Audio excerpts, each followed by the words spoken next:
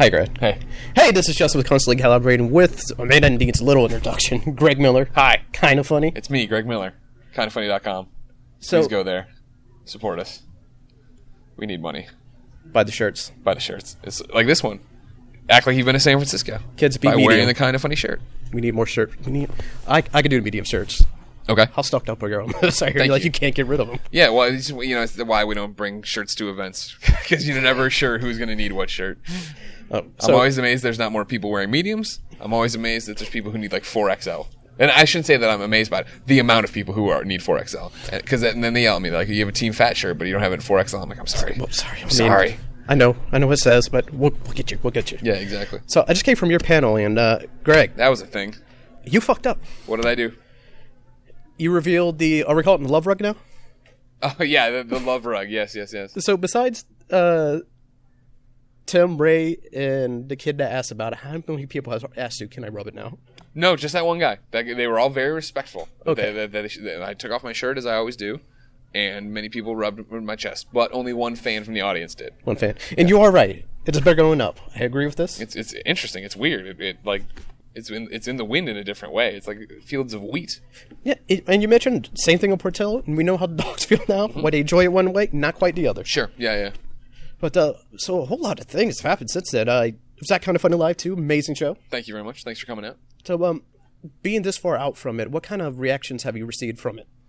Wow. I mean, the biggest takeaway I think from Kind of Funny Live 2 was just the fact that I was taking it for granted that Sisqo's our friend. You know what I mean? Like when Tim was like, oh, we're going to do lip syncing just so that I can bring Sisqo at the end. I was like, oh, that's fun. That's cool. I'm sure people like that. Whatever. And then like when it ended and it was like, because like in between the segments we were running back and I'm checking my phone and I'm trying to keep up with what everybody's saying or thinking of the show so far and from the audience or from online. And then when at the end of the night when I got home and I just looked through everything, since the end, all anybody was talking about was Sisqo, and Sisqo's out there singing the Pokemon song, and I was like, huh, right, like, that's a big deal that Sisqo came and performed the Pokemon song. Literally flipped out on stage. Exactly, yeah, so that was the big takeaway. And oh, man, you said, Sisqo's... we're friends. I mean, you called him during your panel. Yeah, exactly, I know, and you take it for granted now that Sisqo DMs me all the time to ask me about video games. Yeah, speaking of which, everybody tweet Shuhei. Yep. We need to get Sisqo PSVR. Sisqo slept on getting his PlayStation VR pre-order in, so now we have to start begging at YoSP on Twitter to please give Sisqo a PlayStation VR. He'll get along with that, along with trying to get us to change our PSN names. Yep. We're all hoping for that too. PSVR first for Sisqo. Change your name eventually. Yeah, one day. It'll be there. Probably PSX this year.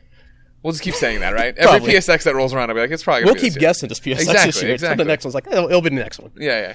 Okay, so kind of going here. I mean, we're at RTX, Rooster Teeth, and y'all have went through change with them as well. Yeah, they're our MCN now. We're part of the Let's Play family, which is super exciting for us. So how's that been? Like, you have went from being kind of the friend, kind of cousin that you hide in the corner because he likes to hide in the corner and take his shirt off. and now y'all are brought in as the family. How has that It's been changed great. affect you? Like, I mean, the biggest change is, I think, evident at this RTX, where we've always been cool. We've always been their cool friends. You know, when I was on the Gauntlet, I was the cool friend. When we were just doing stuff and having them on our shows, the cool friends. Like, you know what I mean? But now to be part of the family, it's so many Kind of Funny shirts out there. It is so many people stopping me for photos when really, I remember that first RTX when people were like, oh, the Gauntlet guy.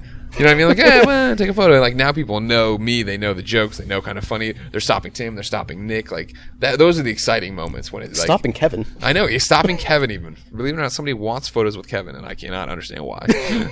Yeah, he's a charmer, man. He is. He's Everybody adorable. sees the bad. We love him. We love it. Yeah. But no, it's been awesome. It was the perfect move for us. We were happy with our MCN before. You know, MCN's multi-channel network, all that stuff. Okay, cool. We were happy with them, but Rooster Teeth obviously offers us so many things the other guys didn't. First off, again, cool friends. Like, we're with people that we already know and like, but we're with people who are doing different things but similar things. You know what I mean? Like, obviously the Achievement Hunter Let's Plays are amazing, and like our Let's Plays aren't like their Let's Plays. Their Let's Plays are very much, we're gonna play GTA forever into the ground, whereas ours are, alright, cool, here's this new game, let's show you why we like it. Okay, ours are very still IGN-y in a way, right? It's rarely about us just fucking around. It is about us telling you something or showing you something we think's cool. So to get in and have just it's been interesting the way the portfolio lays out, I feel like, and the fact that we're all so similar, we're all friends, but we all do something so different. Even like, you know, the Game Over Greggy show compared to Off Topic, like that is a different feel of a show. There's different things, there's different voices. We're in different age groups. That's been the weird thing of people on like Reddit being like, well, I like Kind of Funny because I'm a bit older. You know what I mean? And, like the kids are like, I love Achievement Hunter, and then everybody hates Screw Attack. They're just the worst. But Getting destroyed this weekend, by the way. oh yeah, totally, they're dead. I don't know if it's going to be out before then. Either way, they're destroyed. Either way, I won. There you go. Screw Attack sucks. Very much sucks. But move from that, brought into the family also seems like extending your reach too. Because I mean, are y'all going to like Australia and all that, right? Yes, yeah, we'll be going to RTX Sydney in February. Did you ever think that's like, Kind of Funny, we're going to Australia? I mean, we've known we want to go there. Like, I think Australia and Australia's number 2 and probably number 1 is the UK. Where we need to get, because our fan group is so diverse. You know what I mean? The best friends are everywhere, and it is one of those things we feel bad that it really is. Every year, you know, we hit up San Francisco for Kind of Funny Live, LA for random stuff, New York Comic Con. You know what I mean? Like, you know where we're going to be. Yes. And so to get out of that and shake it up and go somewhere different is big for us. Gotcha. Speaking about getting big for you, a lot of awesome stuff announced at Kind of Funny Live too. But Yeah. I think the biggest, of course, you got the office now, or building the office. Yeah, we have a studio. We're going to move in hopefully by the end of the month, beginning of the next one. It's one of those where even I think, was downplaying it a bit. Where in recent months, or you know, once we got it, I guess weeks, of that is gonna be cool and we'll have a new spot and yeah, we'll be able to do this. And like the biggest thing for me was the fact of like, okay, well, standing setups. Yeah. So it'll be that there's a studio A and a studio B, and like you can just flip switches and not have to tear rooms apart. That's what I say, like, because every single show you do, you don't have the same backdrop. You rearrange the furniture, everything, different pictures. Yep, different pictures, different rearranging of this, trying to make them just a little bit different for what you can, you know, what you can do in a spare bedroom. But now to be able to move out and have different rooms, for me, that was the thing I was hung up on. Is being, that's really cool. That's going to change what we are. Yeah. And then Nick showed me the set designs he has, and I was like, oh, fuck. Like, we are going to, like, there from here on out, it's going to be very different in terms of, like, there's now, like, a visual thing of, this is when they made the jump. This is when Kind of Funny not got legit, because we've always been legit from the get, but this is like, you're going to look back at this a month into the new studio and be like, wow, like, I can't believe what it used to look like. Not that it looked bad, but it's going to be like, now it's the same way that right now, when I go and I look at an episode of the Game Over Greggy show, like in the first 10, and we don't have lower thirds and this, that, and the other, or it's like just text on the screen, you're like, oh man, what were we thinking? I think you make the best use of a small bedroom corner anybody has. Thank you. Yeah, I like to think so too. We do our best. Speaking of that and the visuals, are you going to try to maintain the same visuals you had with the brick background when you're doing? You'll see. You'll see. Yeah, that I got to tease you with. I can't show you my whole hand. Yeah, no. Whole hand. With that too, I'm kind of wondering, how is Colin coping with? I got to drive to the studio now. I can't just get out of bed. Colin and I haven't, I think, really come to terms with it yet. I think that it'll be that first week is going to be culture shock again. Like, oh man, we have to actually plan to come to work. You can't just roll out of bed and walk down the hall and be there. I'm expecting one to probably Colin Gregg is like, I've been thinking, it's like, I want a room here.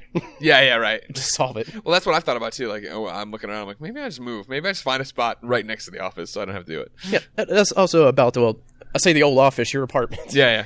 So you're intended to keep there, still live there, or yeah. make that into something else in production as well? No. This will be the exit strategy for Kind of Funny from... To finally separate work and life. Exactly, yeah, and we've struggled with that. I struggle with that all the time. You know what I mean? In terms of like when to turn it off and when to go be myself and not worry about making content. So like to get that cut off, it'll be good. Yeah, because another part I wonder about that too is like it's something I'm kind of struggling with. Because I try to stream, I try to YouTube, edit videos, but everything's in my apartment. Yeah. And I don't know why. It's just hard to actually work while you're home. Sure. So I imagine kind of spreading apart, being there feels like you might get a little more done, more production. Oh, yeah, I think Colin and I both suffer from it, where it's like, okay, cool, like I need to go to the grocery store, so I'm going to do that in the middle of the day, and then I'll be 15 minutes late to this meeting or this, that, or the other, and it starts to throw off the schedule of work. But it is your home, and it is, you know, when like, oh, I got to walk Portillo in the middle of the day and do all these different things that if I was at an office, I wouldn't worry about or have to think about. I would be there to get my job done. I wanted to bring up something, but I think we're wrapping up. One more thing, sure. Then we're going to do it quick, even though you can go all day about this. Yeah. You saw Batman v Superman, the Ultimate Edition, I right? did, yes. How do you feel the extra content added to the overall movie? I think it made more sense motivation-wise for a few things. That's what I wanted, because when I saw it, I like it. Yeah. I felt disjointed, so I was hoping, like, kind of like how Watchmen did, that those parts kind of brought everything together. I don't think it's I mean I liked it too. I can totally understand the disjointed nature people feel about it. I don't think this is like there's no revelation here where you're like you know what I mean? Like I didn't understand like the whole thing in the beginning when like you understand it, but it never made 100% sense to me of like because the one story plot point they really expand on is that whole opening where you know the guy kills Jimmy and then that happens and then they blame Superman. Spoilers. And I was come on. I was watching it right and I'm just like. Wait, why is everybody mad at Superman about this? Like, you know what I mean? What did he do? And then in this one, they make it look like he killed everybody. They burn bodies and put heat vision scars on the wall. And I was like, oh, right, that makes more sense. Because when I thought everybody was just shot, I was like, why did you think Superman shot people? What are you talking about? And all just so you can say, oh, there's a bullet here from Lex. Yep. Anyways, I think that's about it. Greg, do what you do best. Where can we find you? You can find me at kindafunny.com. All the links to the YouTube channels, Patreons, and Twitters are there. And of course, if you're watching this on YouTube, youtube.com/ConColorPod, you can also watch a streamer podcast every Monday night on twitch.tv/ConstantlyCalibrating. And of course, check out our website with all of our articles and pretty much everything else at ConstantlyCalibrating.com. Greg, thank you so much. It's always a pleasure. I don't know. This is how you do it when you hold microphones. Yes. And we're out. Thanks, guys.